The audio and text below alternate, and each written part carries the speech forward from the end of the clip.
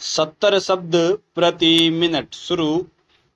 गोवा राज्य बनाम वेंटुरा डिसूजा के वाद में उच्चतम न्यायालय ने कहा कि अभियुक्त के पास चुराई हुई संपत्ति बरामद होना और उसके पास इसके लिए कोई समाधान कारक उत्तर न होने मात्र के आधार पर यह उपधारणा नहीं की जानी चाहिए कि उसी ने हत्या तथा लूट कारित की होगी।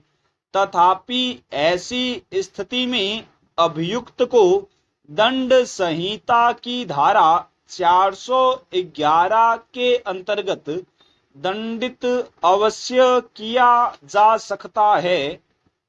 बलराम बनाम उत्तर प्रदेश राज्य के वाद में जमीन के विक्रय को लेकर अभियुक्तों और मृतक में झगड़ा हुआ। चारों अभियुक्तों ने तमंचा, फरसा, भाला और लाठी से मृतक पर हमला किया, जो अकेला था। सभी साक्षियों ने घटना के तथ्यों की संपुष्टि की। अतः उच्चतम न्यायालय ने विनिश्चित किया कि अभियुक्तों की धारा 302/34 के अधीन की गई दोष सिद्धि तथा आजीवन कारावास के दंड को परिवर्तित किए जाने का कोई औचित्य नहीं था। उच्चतम न्यायालय ने जनरल सिंह बनाम हरियाणा राज्य के मामले में अभी निर्धारित किया कि हत्या कारित होते ही घटना की प्रथम सूचना रिपोर्ट तत्काल दर्ज कराई जाना एक महत्वपूर्ण पुष्टिकारक सबूत है। जुठेल बनाम मध्य प्रदेश राज्य के वाद में अभियुक्त द्वारा मृतक के सिर पर 2 घातक क्षतियां की गई, जिसके परिणाम स्वरूप खोपड़ी का विस्तृत रूप से अस्थि भंग हो गया। मस्तिष्क ऊतकों को भी क्षति कारित हुई।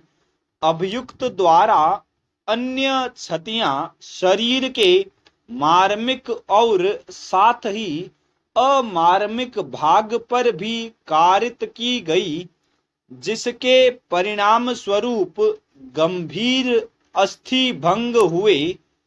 उच्चतम न्यायालय ने अभी निर्धारित किया कि मार डालने का आशय प्रत्यक्ष है, अतः हत्या करने से कम अपराध सिद्ध नहीं होता है।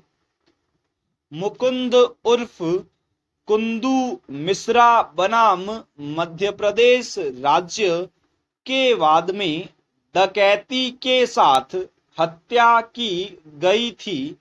मुकुंद तथा देव कुमार ने रात में विलासपुर में अनुज प्रसाद दुबे के घर में घुसकर उनकी पत्नी तथा 2 बच्चों की हत्या कर दी और उनके आभूषण, अन्य कीमती सामान तथा नगदी लूट कर ले गए। सत्र न्यायालय द्वारा उनकी दोष सिद्धि की गई तथा भारतीय दंड संहिता की धारा 302/34 के अंतर्गत मृत्यु दंड दिया गया, जिसे उच्च न्यायालय द्वारा पुष्ट किया गया। इसके विरुद्ध अभियुक्तों ने उच्चतम न्यायालय में अपील प्रस्तुत की।